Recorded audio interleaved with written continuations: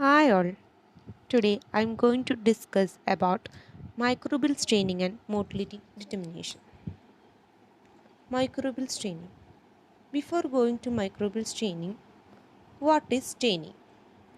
We all are familiar with this method, that staining.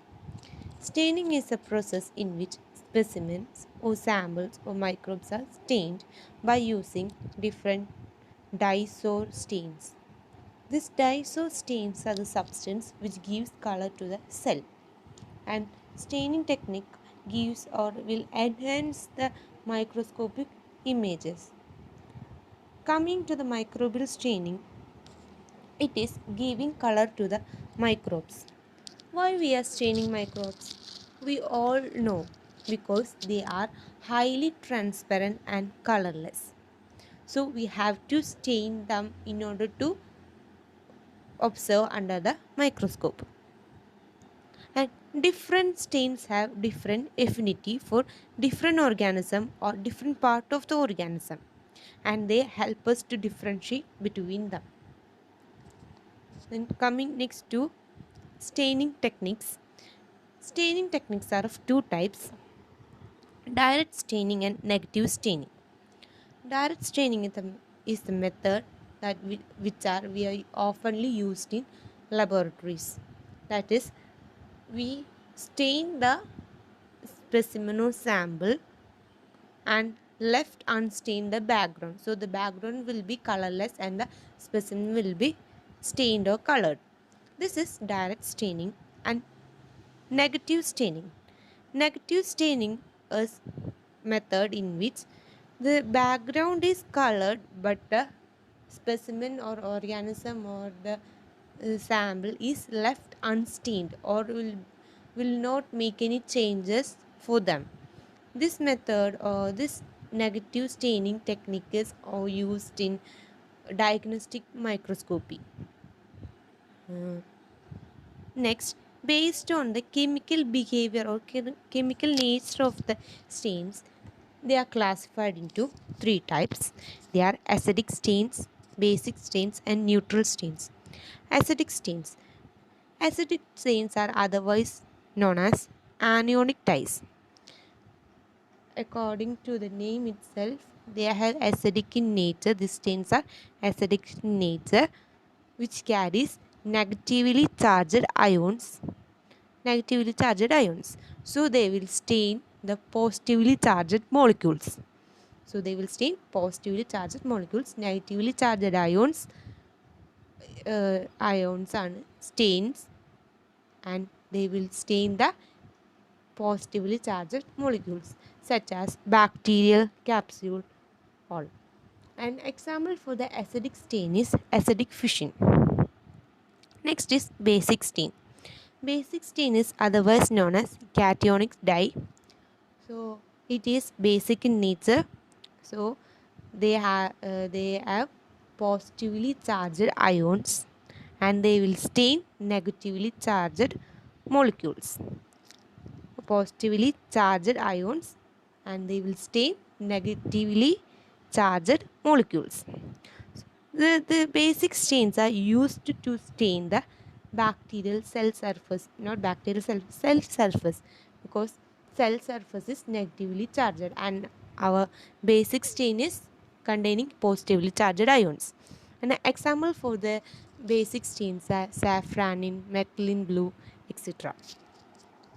Then next is neutral staining.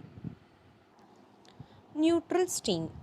Neutral stain is a combination of both positive and negative charges. Example is neat of methylene blue.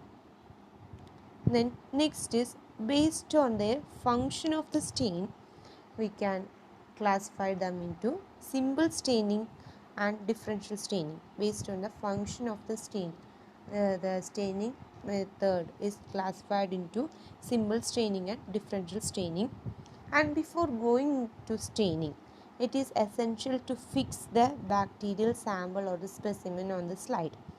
And for fixing the smear or fixing or uh, bacterial sample or smear preparation is done by By taking a clean slide and with a wire loop placed on small drop of broth culture, or if it is taken from the agar medium, then take a loop full of bacteria and place it on the middle of the slide. Then place a drop of water over it and spread the culture to form a uniform thin film. Then allow it to dry in air or dry it by over the Bunsen burner. Carefully avoid excess heat, which will overheating will causes burning of specimen. Then coming to simple staining. Simple staining, as a according to the word itself, it is clear. Simple staining includes the staining or coloration of bacteria by using single stain or dye. So we will only use single stain or dye. That is simple staining. And commonly used stains in this method are methylene blue, dilute carbolic fission, and polychrome methylene blue, etc. We already discussed about the direct staining and negative staining.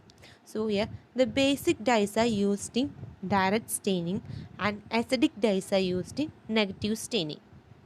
And the uses of this simple staining are or the advantages of this symbol staining, not advantages, uses of the symbol staining are used to study the morphology better, and it helps us to study the morphology better, shows the nature of the cellular contents, also study the intracellular location of the bacteria.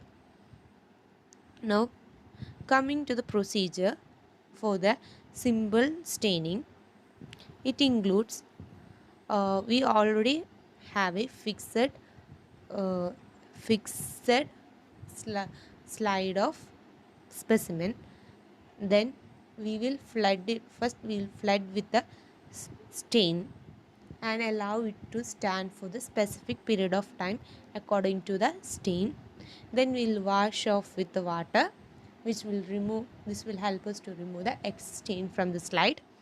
Then it is air dried for sometimes, then observed under the microscope. So after this it will give a clear uniformly colored cell or their structures, or uniformly colored specimen. That's all about the symbol staining. Now next is about differential staining. Okay, differential staining. Differential, according to the word itself, it is clear that this method is used to differentiate the bacteria. So this method involves using two or more stains that makes difference between the bacterial cells or the part of the cells, bacterial cells, which so differential staining is a method by applying two or more stains that will make difference between between the bacterial cells or the different parts of the bacterial cells. One of the most important and widely used differential staining technique is gram staining. So what is gram staining? Okay, gram staining. This technique was introduced by a bacteriologist Hans Christian Gram in 1884. And in this technique or in the staining method, this method helps us to classify and differentiate the bacteria. And this classification and differentiation is based on the structure and the composition of the cell wall. So based on this difference, we can differentiate into two types, that is gram positive and gram negative bacteria. This gram positive bacteria have thick cell wall, whereas gram negative bacteria have thin cell wall or thin layer of cell. or otherwise we can say it as gram negative bacteria thinner is thinner than those of gram positive bacteria. Next is principle and procedure. So the principle behind this technique is that some bacteria can retain the primary stains but some can't. And this colorless bacteria they form and this colorless bacteria are stained again, and this colorless bacteria are again colored by secondary stains.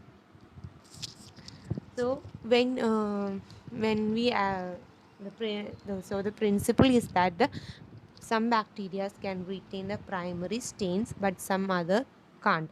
So it is after decolorization by the alcohol. So this decolorized bacteria or colorless bacteria get stained by or get stained by the secondary stain or the counter stain we added. This is the principle, and the procedure or steps involved in it are: before that, the stains we used are crystal violet, which will be used as a primary stain, iodine, which will be used as mordant. The function of mordant, it will increase the affinity of the stain towards the material or towards the specimen. That is the function of the mordant. And ethyl alcohol or acetone, which is used as a decolorizer, and safranin as a counter stain or secondary stain. So coming to the procedure or the gram staining steps, here we already have a fixed sample on the slide or the bacteria on the slide. So first we will apply primary stain. First we'll flood the slide with the crystal violet. I will show you something.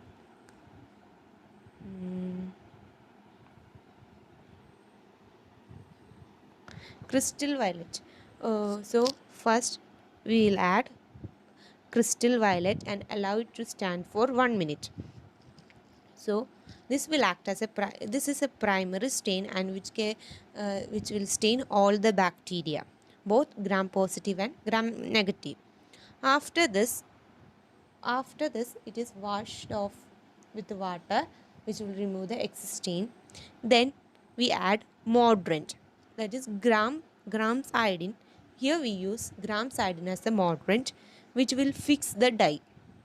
So in both gram positive and gram negative bacteria, the primary stain gets fixed by this grams iodine, and there forms a complex called crystal violet iodine complex. After this, for 1 minute, it is washed off by the water, and it is again then we add decolorizing agent, that is 95% alcohol or acetone. The alcohol or the acetone act as a decolorizer, which will decolorize the stain from stain. And one thing to remember, that the decolorizing agent, that is this alcohol or acetone, should you use drop by drop for 5 to 10 seconds only. More than this will cause decolorization of all specimen. So there must be care must be taken. Then after this, gently wash the slide with water, and now add saffronin.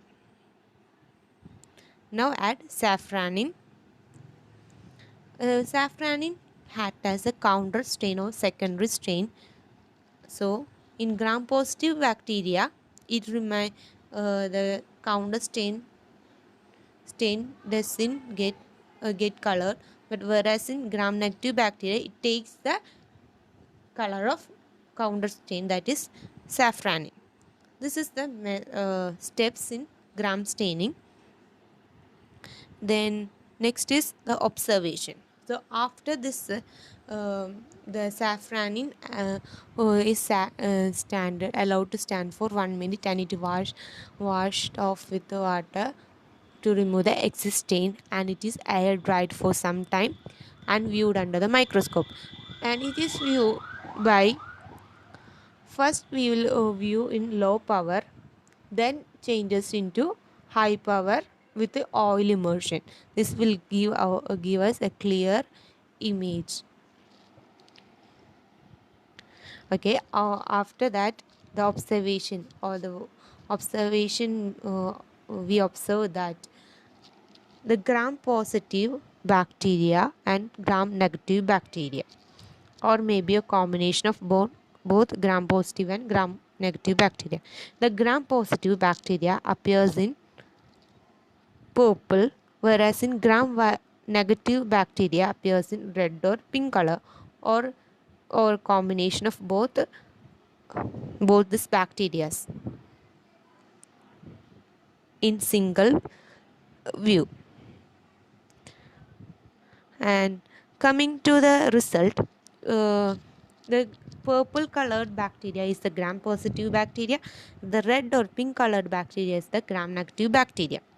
Some This is because the difference in the gram positive and gram negative bacteria is because we already said that the gram positive bacteria have a thick cell wall, whereas the gram negative bacteria has a thin cell wall. So this gram positive bacteria, we we already studied that the bacterial wall is made up of peptidoglycan layer, that is of N-acetyl glucosamine, and that is NAG, and N-acetyl muramic acid, that is NAM. So in gram positive bacteria, the peptidoglycan layer is very thick, so it will retain only the primary stain, and it is not easy to decolorize the stain or remove the stain from this peptidoglycan layer. But whereas in the gram negative bacteria, it has very thin peptidoglycan layer, and the cell surface, the cell wall has three layers that is made, and the peptidoglycan is a inner thin layer.